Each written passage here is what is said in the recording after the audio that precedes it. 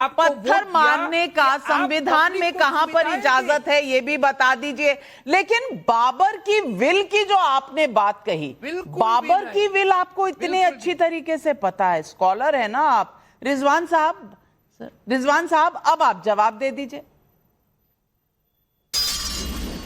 जी तो देखिए नाविका, छोटा सा वकील हूं लेकिन ट्रायल कोर्ट का वकील हूं, सुप्रीम कोर्ट हाई कोर्ट का नहीं हूं। मुझे पता है किससे क्या सवाल पूछना है। जैसे ही अतीकुर रहमान ने बाबर के ये वकील बने, मैंने साबित कर दिया कि डीएनए एक है, यानी योगी गलत नहीं कह रहा। बात खत्म, केस क्लोज, नंबर 1। अब बात आती है जो उन्होंने कहा मैं संभल जाऊंगा, अखिलेश यादव जी ने कहा बिल्कुल जाइए, लेकिन भैया बहराइच में आप तो सेकुलर हैं ना।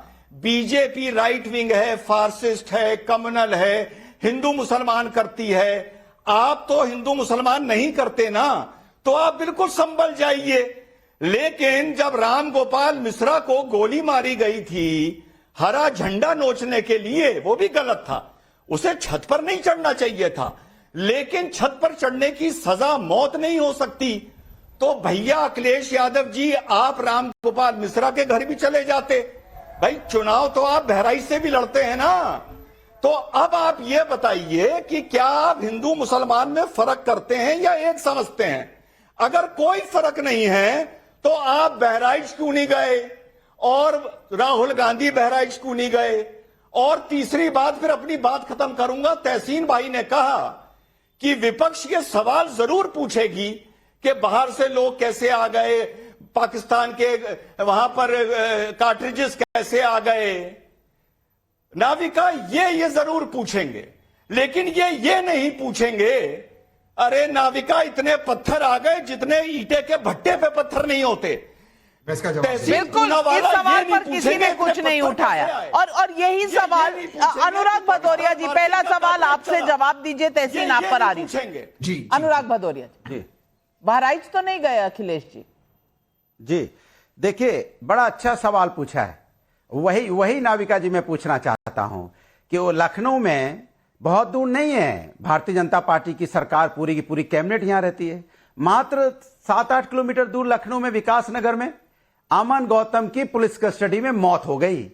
कोई नहीं गया बीजेपी का नेता। समाजवादी लोग गए और उन्हें आर्थिक मदद भी की। ये समाजवादी लोग हैं। क्यों बीजेपी का नेता नहीं गया, जरा पूछना चाहता हूं। वहां पुलिस वाले सस्पेंड भी हुए, उनको दोषी भी हुए पुलिस वाले। इसी सरकार से हमने मांग की, फिर सरकार ने पुलिस वाले सस्पेंड किए, लेकिन बीजेपी का नेता कोई नहीं गया आर्थिक मदद करने के लिए। छोटी सी बच्ची है अमन गौतम की, छोटी सी बच्ची, और भटक रही है। कोई दर्द नहीं निकला। आप एक गोपाल मिश्रा पर तो कुछ नहीं कहना चाहेंगे ना? गोपाल मिश्रा पर तो आपके पास कुछ नहीं है ना कहने को। आप सिर्फ मुद्दे को भटकाने की बात करेंगे। उधर अतीकुर रहमान को याद आ रहा है बाबर का विल, उनको ये नहीं याद आ रहा कि बाबर ने कितने मस्जिद बना दिए मंदिरों को गिराकर, ये नहीं याद आ रहा। लेकिन विल याद आ रही है जहां कहा कि भाई गौ हत्या मत करना। ये डीएनए नहीं है तो क्या है राधिका खेड़ा जी? बिल्कुल आपने सही कहा, बाबर का डीएनए कहां है ये आज आपके शो पे भी हमें दिखाई पड़ता है। लेकिन अनुराग भाई ने 2 बातें करी। उन्होंने बच्चों की पढ़ाई के बारे में बात करी। अरे आपके नेता के बच्चे भी बाहर पढ़ने जाते हैं। वो जब बाहर पढ़ने जाते थे तो अखिलेश यादव जी फरार रहते थे उत्तर प्रदेश से इंपॉर्टेंट चीजों पे, लंदन में ही रहते थे, सब जानते हैं। राहुल बाबा जो ड्रामा कर रहे थे संभल जाने का, जिसकी वजह से इतनी लंबी लाइनें, घंटों लंबे लाइन लग गए। लोगों के सामने वीडियो आए हैं जर्नलिस्ट से बात करते हुए, जहां पे लोग इतना परेशान हो रहे थे और कह रहे थे इनको बोलो गाड़ी से उतरे, पसीने में खड़े होके देखे तो पता चले हमारे साथ क्या बीत रही है। वो खुद बाहर पढ़ के आए हैं, उनके सारे जीजा जी हो बहन के बच्चों सब बाहर पढ़ के आए हैं। और राहुल गांधी का तो हम सब जानते हैं ड्यूअल सिटीजनशिप का भी किस्सा है। बाहर पढ़ना छोड़िए, वो तो बाहर के ही है। तीसरी बात इन्होंने कही कि वहां पे पाकिस्तान की जब गोलियां आ गई तो ये हमारी जिम्मेदारी बनती है। हम तो जवाब दे देंगे कि वो कैसे आई, लेकिन ये भी बताइए कि आपके साथियों की सरकार, जब यूपीए की सरकार थी तो 26/11 हुआ था। ये गोलियां नहीं, वहां से लोग उठ के आए थे समुद्र के रास्ते से मुंबई में, और किस तरीके से देश को, मुंबई को कैसे उन्होंने एक अपनी बंदूक के ऊपर, नोक के ऊपर रखा हुआ था। हमारे कितने सुरक्षाकर्मी, हमारे कितने लोगों की शहादत हुई, तब वो लोग कैसे आए थे? और आप लोग क्या कर रहे थे? आप ही के साथी के गृह मंत्री बार बार कपड़े बदल रहे थे देश के उस समय, याद है ना? कितनी बार कपड़े बदले थे तब गृह मंत्री ने। और मुख्यमंत्री महाराष्ट्र के कांग्रेस के आपके साथी के मुख्यमंत्री देशमुख साहब, वो तो पिक्चर की शूटिंग करवाने गए थे अपने बेटे की। तो मेरे वहां पे मुंह खुलवाएंगे ना, बात यहां से शुरू होगी तो लंबी दूर तलक जाएगी। आप एक उंगली हम पे उठाते हैं, इतिहास आपका बहुत खराब है। मुद्दा डीएनए का इतना खटक क्यों रहा है, इस पर पब्लिक के बहुत सवाल हैं। युवराज पाटिल का सांगली से सवाल है जी। महाराष्ट्र आज उन्होंने शपथ ग्रहण देखा है वहां मुख्यमंत्री का, और वहीं से सवाल है, योगी जी ने 500 साल पहले अयोध्या में किस तरह बर्बरता हुई उसका उदाहरण संभल और बांग्लादेश के तौर पर दिखाया। इसके जवाब में अखिलेश यादव अपना डीएनए चेक करवाना चाहते हैं, मगर कुछ बातें डीएनए के बिना भी जनता समझ ही जाती है। क्या वो नहीं जानते ये? पवन कुमार का राजस्थान से सवाल है, योगी जी ने बाबर से लेकर बांग्लादेश के डीएनए की बात की, किसी का नाम नहीं लिया, फिर अखिलेश ओवैसी क्यों इतना दर्द महसूस कर रहे हैं? नरेश चंद्र शुक्ला का यूट्यूब पर सवाल है, क्या डीएनए पर सिर्फ अखिलेश जी को ही बोलने का अधिकार है? अगर सीएम योगी इस पर बोलते हैं तो अखिलेश जी इतना बुरा क्यों मान लेते हैं? जवाब दीजिए अनुराग भदौरिया जी। मेरा सीधा सा मानना है कि जो जिम्मेदारी है उत्तर प्रदेश के सरकार की, वो अपनी जिम्मेदारी से क्यों भाग रही है?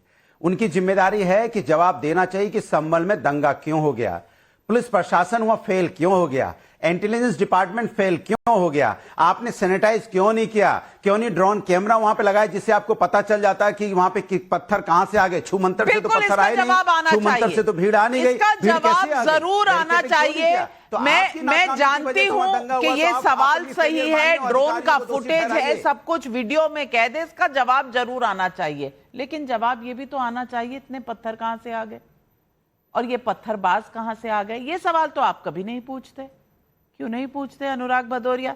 यही सवाल पब्लिक का है। मैं पूछ रहा हूं ना, कहां से आ गए पत्थरबाज, कहां से आ गए पत्थर, वही तो पूछ रहा हूं मैं। नाविका जी, इसका जवाब मैं दे दूं?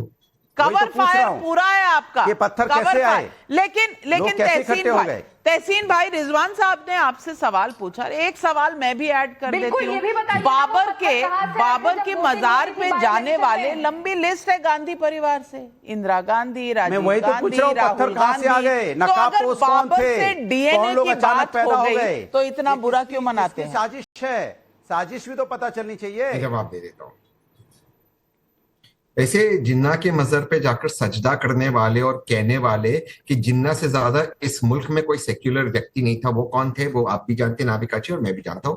खैर, बात पास्ट की नहीं, लेकिन अगर वर्तमान की बात करें तो औरंगजेब की मजर आज भी वर्तमान केंद्रीय सरकार उसे संभाल रही है, मेंटेन कर रही है और उसको रिस्पेक्ट दे रही है। बात वो नहीं है कौन कहां जाता, बात यह है कि बार बार बहराइच से लेकर, और मैं रिजवान भाई से बिल्कुल इत्तेफाक रखता हूं, बहराइच से लेकर संभल तक ये कैसे हो सकता है? क्योंकि आपके शो पे जब मैंने शिरकत किया था, विष्णु जैन भाई ने कहा था कि ये प्री प्लान कॉन्स्पिरेसी थे, पत्थर इस तरह से अक्यूमुलेट नहीं होते, ये पहले से प्लानिंग थी। तो ये बार बार उत्तर प्रदेश में पत्थर लोगों के पास कहां से आ जाते?